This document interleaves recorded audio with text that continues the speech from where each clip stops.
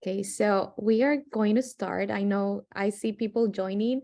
Hi, everyone. Welcome to our webinar today. It's going to be a little bit different. We have a guest speaker, and I'm really excited about this. The topic for today is how to build a 100K year business.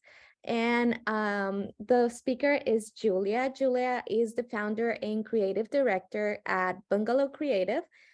She has a ton of experience on e-commerce brand strategy and design.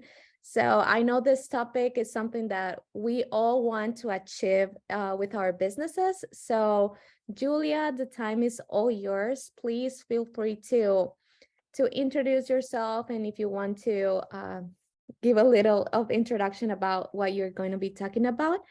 I'm going to just give some reminders. This is a 40-minute webinar, and if you have any questions, please feel free to leave them in the chat box. We are going to have a Q&A session at the end of the webinar, and it will also be recorded so you can watch it anytime you want. So Julia, I'm going to make you the host, and you're going to be free to start presenting. Just give me a minute.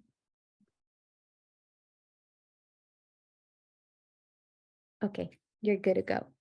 Cool. So let me share my screen real fast. Yeah, so as Belmith mentioned, we're going to be chatting today about how to build a 100K a year e-com store, e-commerce business, and kind of the actionable steps we can take to get there. So I'm Julia. So as Belmith mentioned, I own Bungalow Creative, which is an e-com brand strategy studio. So we typically work with clients that are in the skincare, gifting, home goods, fashion type lifestyle businesses. And I've helped some clients have some really awesome wins with their e-com brands over the past handful of years. So things such as reaching over $1 million in year 2 of their business, selling over 1,000 wholesale orders within a couple of months of launch, and getting them featured in really big and prestigious brands and publications. And actually, so after a handful of years doing this for my clients, I've also launched just a couple of weeks ago my first e-com brand of my own, so selling destination inspired candles, and that's been really fun to kind of see from the other side so far. So that's been going really well. But now on to, what we're going to be chatting about today. So mainly I want to really focus on these blind spots that you might be having that is kind of holding you back from reaching that dream 100K a year store that everyone really tries to go for, to find stability. And not only what these blind spots might be, but the actionable steps that you can take today or tomorrow to start fixing them. So, what adjustments can you actually make to really be on track for hitting that 100K a year mark? So the first thing I want to talk about really is increasing your conversion rate. So before you even think about really diving into ads, marketing campaigns, a huge social plan, things like that, you really need to make sure that your conversion rate is at least somewhat healthy. And it's important to keep in mind that conversion rates really vary wildly based on the industry that you're in. So if you're taking a look at your conversion rate, you're like, oh no, it's so bad, make sure that you're looking at the specific benchmarks for your industry, because they might actually be quite low or quite high. So it's important to consider that. And a reason why it's important to really focus on your conversion rate is that it's kind of the foundation of everything. So you could be sending tons of traffic and putting out all this effort towards, getting this traffic. But if you're not really focusing on your conversion rate first as a foundation, then kind of all that effort is wasted. So we definitely don't want that. And there's really 2 main parts to conversion rates, and one is talked about a lot and one isn't talked about as much. So we have on-site and off-site activities or efforts that you can do in order to increase your conversion rate. So the first thing is on-site. So this is your typical, let's make sure we have a good user experience, A/B testing things to see what works. But basically, if your site is poorly optimized or just poorly built, your visitor is not going to want to buy. This is the most kind of straightforward principle. But if you have a generic or really boring brand that doesn't captivate your audience's interest, bad product photography, or an overall lack of trust or synergy that really conveys to your audience the value that you offer and why they need your product, you're just not going to see those conversions. So we'll actually a little bit later be talking about, what specific things you can do on your site to optimize it. But another thing I want to talk about when it comes to conversion rate is the offsite activities that you're doing. So you could actually have a pretty good site, whether it's on Shopify, WooCommerce, Etsy, Squarespace, all the different platforms you have going on. But if you're driving the wrong type of traffic to this good site, that could also be negatively impacting your conversion rate. So some examples of what the wrong type of traffic would be is that, for one, they're not your target audience, they're not interested in your product, or maybe they are your target audience, but your ads or marketing material or whatever you're using to draw them to your site is misleading, so that there's a disconnect when they land on something that they weren't really expecting and then are quick to bounce. Or again, maybe you are sending the right audience and your ads and material aren't misleading, but they're totally not in buying mode. So for example, there might be a big difference between your target audience chilling on the couch after a long day, scrolling through Instagram really passively and just wanting to relax, versus them searching something like home decor inspiration on Pinterest, where they're really actively trying to seek out things that can solve their problem. So you want to make sure that you're finding your target audience where they're hanging out online and where they're ready to buy. So if you've done a whole bunch of stuff to optimize your site, but you're not seeing that traction in terms of bumping up that conversion rate, then you might want to take a look at, am I really capturing my audience where I need to in terms of getting them to buy? So a few tips for increasing this fabled conversion rate that we all want to kind of grow more and more is that you can use Google Analytics. The acquisition tab can tell you which channels that are driving traffic to your site are the highest converting. So kind of back to that Instagram versus Pinterest example. If you see that Instagram's conversion rate is really low, but Pinterest's is really high, but you're putting a whole bunch of effort into your Instagram, maybe that's a signal that you should be kind of scaling your efforts on Pinterest, because that's, proven to be what's working pretty much. So another thing you can also do on Google Analytics is go to kind of the behavior in the site content area. So you can similarly see which specific pages of your site have an abnormally high bounce rate. And this is something you might also want to look at industry benchmarks in terms of, maybe my checkout has this bounce rate versus the homepage, but see if there's any kind of outlier or red flag almost saying a lot of people are bouncing off the product pages like too much from, what benchmarks say. So maybe we need to see, what's going wrong there and test different layouts and things like that. And lastly, it's time to have kind of like a soul searching moment. Like, is your brand story, your photography, branding, all of that, is it actually appealing? So if you were to find your site and totally have no idea what it was, would you really take out that credit card and feel compelled to buy at that moment? And if you have a sneaking suspicion that maybe not, it's time to take a step back and look at, what am I really selling to my audience? What problems am I solving? And am I conveying this, well? So in terms of conversion rate, that is that. And then we have product photography. So this is one of the biggest ones in my eyes. So we have, amazing product photography is the number one thing that you should be spending your budget on when it comes to e-com, especially as a smaller e-com business. So if you have, let's say, $1,000 to put towards your brand and that's it, and you want to focus it on one thing, I think that first investment will go the farthest by far if you spend it on amazing product photography. So it's proven to be insanely important when it comes to e-com, because we have a study done by a research firm called Just Uno and Etsy saying that 90% of online buyers say that the photo quality is the most important factor in a sale. And this makes a lot of sense, because when you think about it, humans are such visual creatures.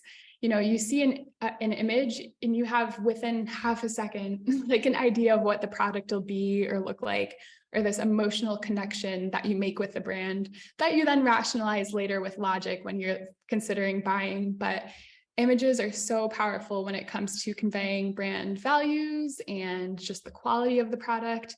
So you can see I even have an example right here. So on the left, we have a very obviously kind of newbie Shopify store. They have this cute bowl or platter that they're selling, but it's obviously just a like iPhone photo of it sitting on their kitchen counter or something.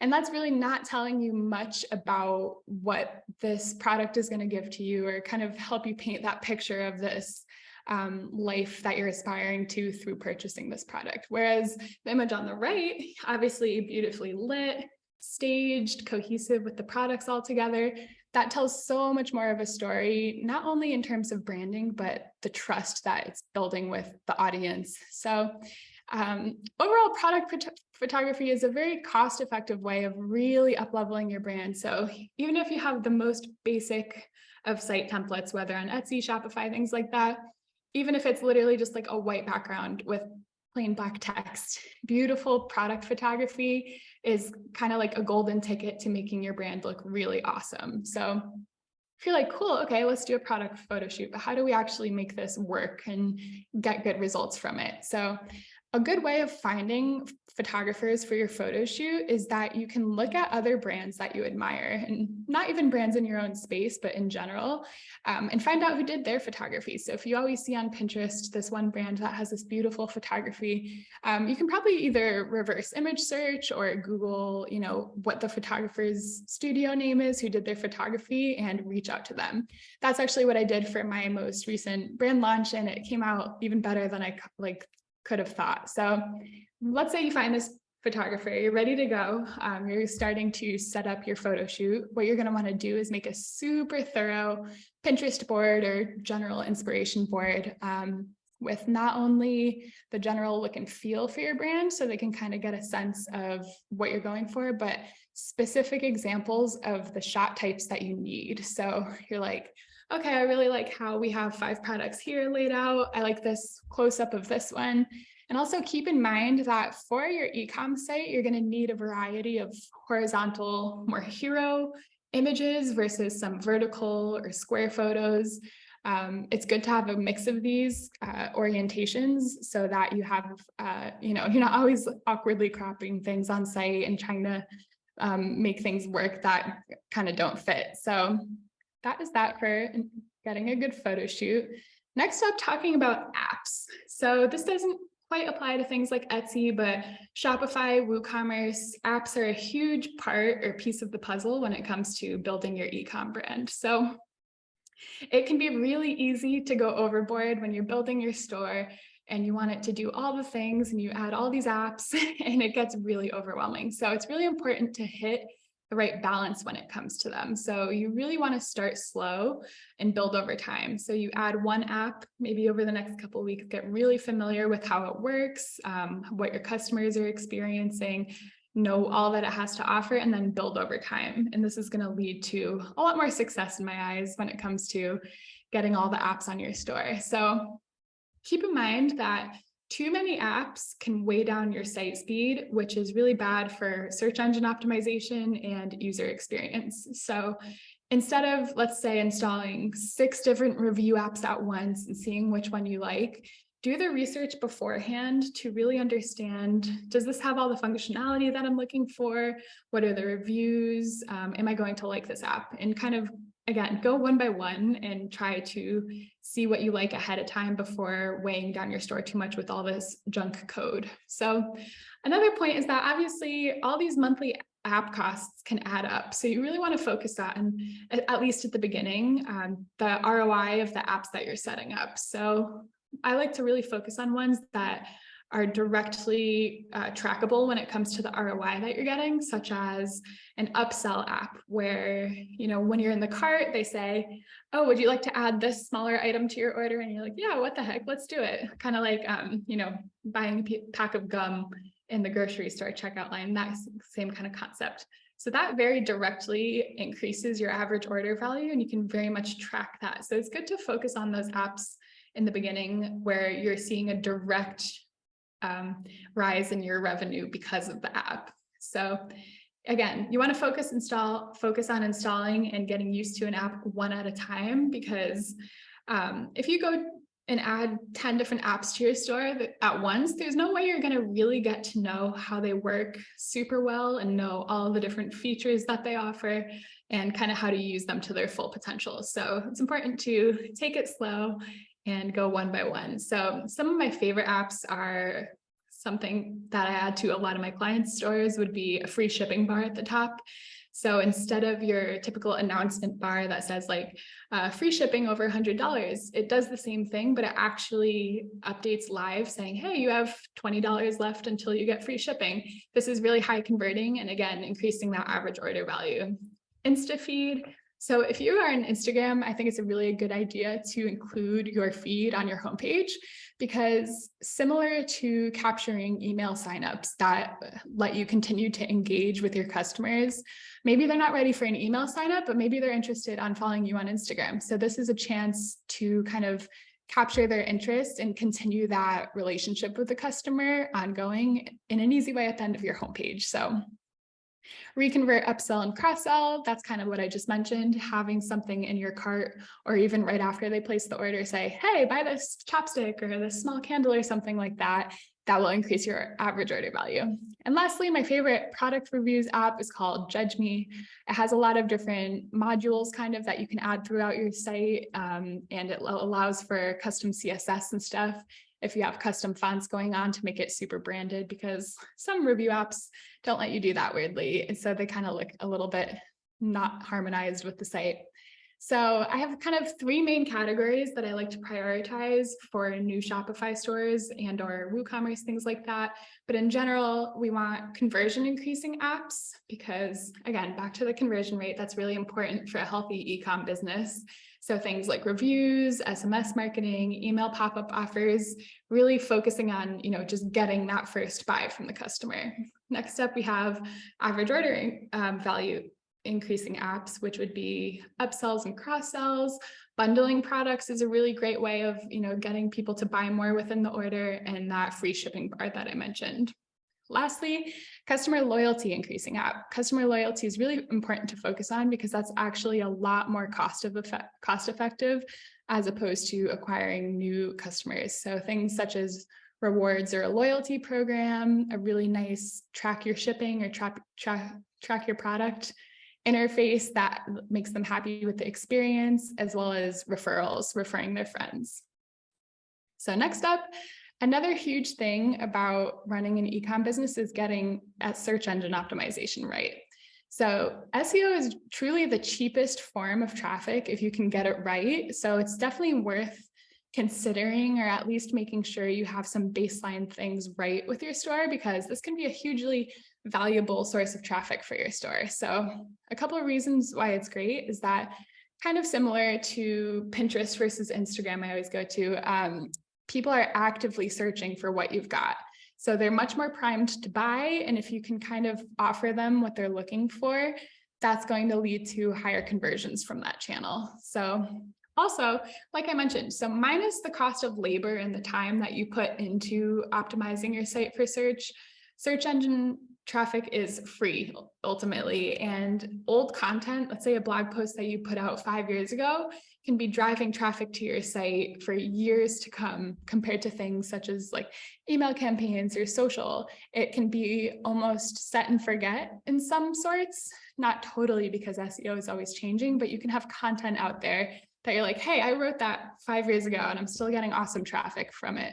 So it can be really worth your time to look into. But keep in mind that any optimizations that you make on your site can really take time to reflect in the rankings that you're tracking. So if you do something, let's say reduce your image sizes to improve page speed, these optimizations can take up to 6 months to really notice in the rankings. So it does take a little bit of patience, but definitely worth it. And another important thing to keep in mind is that there's over 200 factors that Google's looking at on your site to say, hey, let's put her in position 1 or 2 or 3. So it can be easy to kind of get overwhelmed when you're like, oh, I got to make everything perfect on my site for search engine optimization, but that's not kind of the best use of your time. So there's a few key areas that you really want to focus on when it comes to search engine optimization. So The biggest one I see with e-com stores is page speed. So it's really easy to just get your product photos back from your photographer, say, oh, these look great, and just toss them up on your store. But you really want to be making sure that you're optimizing all of your images for page speed, because number one, Google does not like a site that is slow because of your huge 5 MB images that you're putting on the site. And number two, it's actually really bad for your conversion rate to have a really slow site due to big images.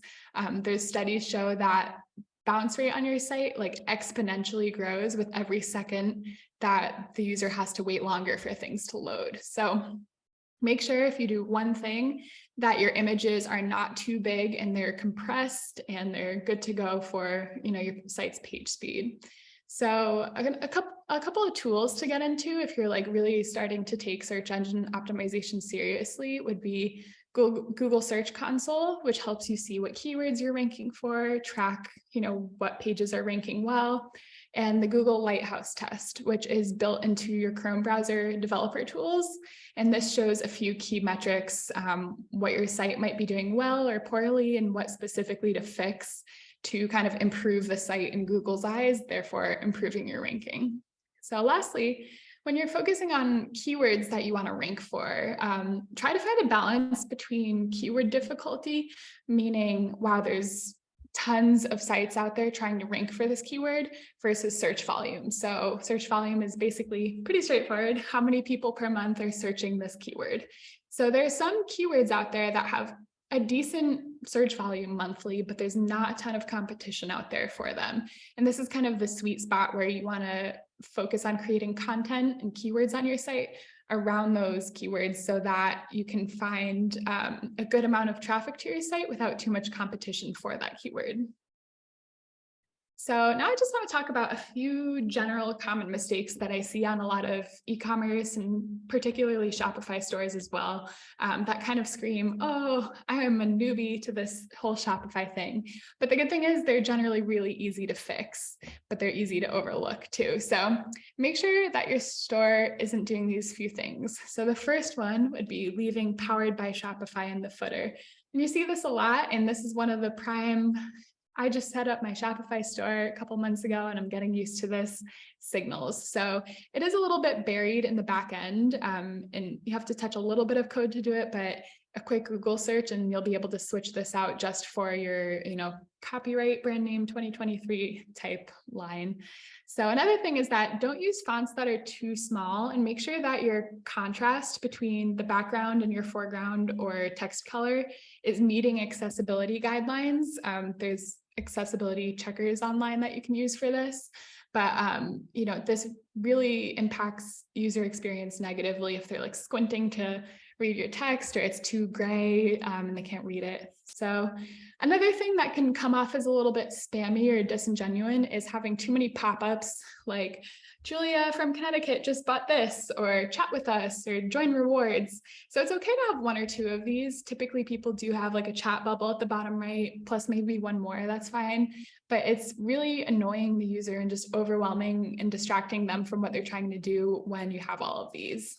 So another huge one is mismatched product image ratios. So this one can make your site look crazy. So I don't know if you've ever been on a site where, you have your grid, maybe like 4 products across with the product name underneath. If these products are not all perfectly square or the same portrait ratio or things like that, it looks really jagged and the titles are all like this, and it just looks very jarring to look at. So make sure that all of your product images are the same aspect ratio. So typically square is a safe one to bet on, but this is something really important to make your site look very cohesive and well designed.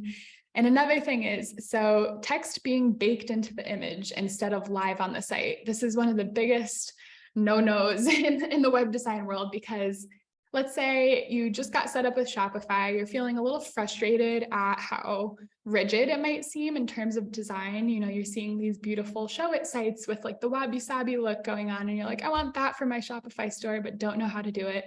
So I'm just going to hop into Canva, make a banner with some text on it and images everywhere. So this is really bad for your site for a couple of reasons. And one is because it's not responsive. So when you narrow down the browser into a mobile size, that text is going to get really small and completely unreadable for people looking at it. But even worse is that basically screen readers can't read the text that you're putting into these images because they're not like live and copyable on your site. So this means that people using screen readers, if they're visually impaired, can't access your site correctly. And number two is that Google can't read what your site is about. It can't read the content on it. So that's not going to help you in terms of search engine optimization. You're not going to rank well for any keywords because Google has no idea what's going on your site. So another thing is that I often see people forgetting to style their checkout. You have this beautiful user experience, nice brand and things like that. And then you go to checkout and you hit this super generic white page, Helvetica text, no logo even. And you're like, oh, okay, I don't think they know their way around their store too much. So what kind of trust is, this instilling in the product? And lastly, this one's a little less common, but it's really jarring when I see it, is that not having any product images above the fold on your homepage. So above the fold means, when someone lands on your homepage, what is it that they can see? And you should definitely have like your best product image that you have above the fold there, because if you have just text, people don't know the cue of, hey, this is an e-commerce website, they're selling something. They just think it's kind of an info site or something like that. And then it creates that sort of disconnect. So in general, there's a lot of best practices out in the e-com world, but how can you really make sure that you're keeping on top of them and following them? So you want to make sure that your site is mobile optimized. So for all different screen sizes, you want to stay current. So there's so many resources out there. So whether you like podcasts, YouTube videos, things like that, just stay on top of it and kind of find the fun in it and try different things on your site. Lastly, you want to research and get familiar with what big players in the space are doing on their sites. So how do you do that? So it is really important to stay current on what's going on in the industry, following the trends that you can capitalize on, or where your competitors' gaps are that you can kind of do better with. So here quickly are some of my favorite tools. So SimilarWeb helps you research all the different players in your space. So you can start with like Aesop for skincare or something, and you can see all these benchmarks like bounce rate, traffic stats, similar brands and things like that. And it really helps you build this map of your entire industry and what's going on. Next up, Koala Inspector. This one's really fun. It makes you feel kind of like a spy. So if you see a Shopify site and you're like, wow, I really want to know what theme they're using or what apps they're using, this actually lets you see a lot of the behind the scenes stats of your favorite stores and can be really useful in terms of like, oh, I love the way their reviews are set up. I wonder what app they're using. This can be really helpful, and it's a free Chrome extension. Lastly, this one you want to get set up with some Netflix on in the background and some ice cream or a good snack, because it's easy to spend hours on this one. So it's just, Commerce Cream is a really awesome collection of just these beautiful, beautiful, well-done agency Shopify sites and e-commerce sites. So this is awesome when you just want that high-level inspiration of, I want to build a really beautiful site. Let's see what's out there and what's possible. And I love going on this one for inspiration all the time. So that concludes kind of the presentation. And now we would love to hop into Q&A. So if you have any questions, I guess, drop them into the chat box.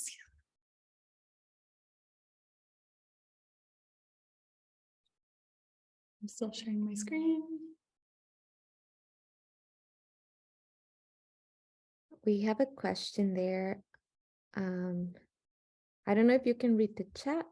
Yeah, I just pulled it up. Okay, so what are the pros of Shopify over other platforms?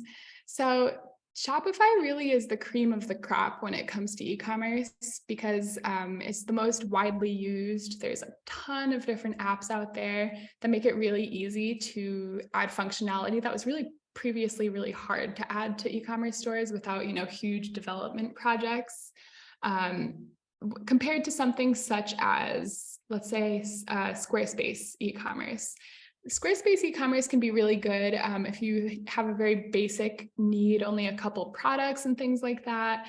But it doesn't offer a fraction of kind of the functionality that Shopify plus all of its apps offer. When it comes to something like Shopify versus Etsy, so there's kind of pros and cons to each. So Etsy is great because you have traffic coming to your shop built in, assuming that you get your search engine optimization right for your listings.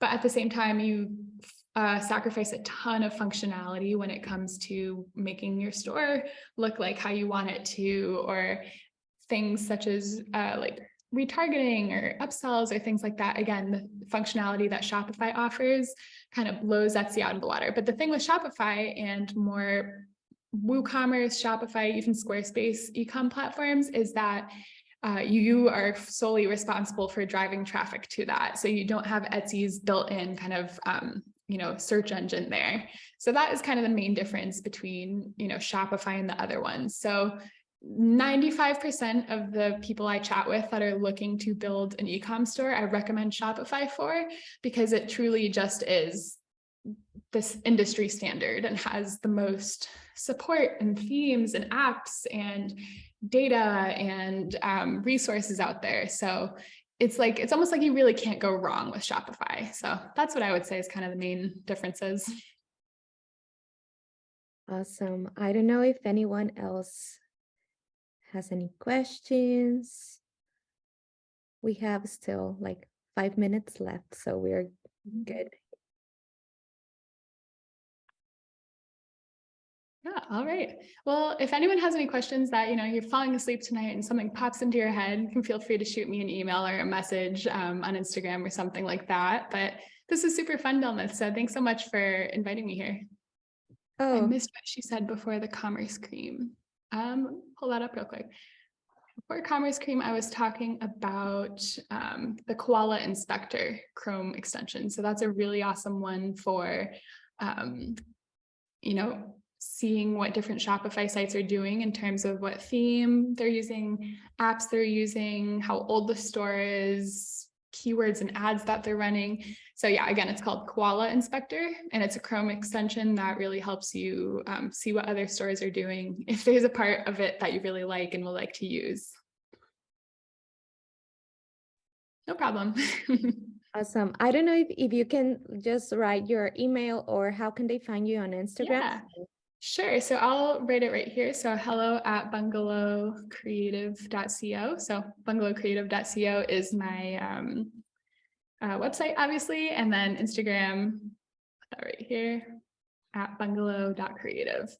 Yeah. So if you have any questions, I'd love for you to reach out. I love chatting all things e-commerce and Shopify like that. So love seeing people really get into their own e-commerce businesses, and it's so much fun building them. So I appreciate you all being here today. Thank you. Thank you so much for your time, and thank you everyone for joining. It was really fun to have you, Julia, and please follow her. She's amazing, and the content she creates, it's really useful for us. So thank you so much. Thank you so much. Have a good rest of your day, everyone. Bye. Bye.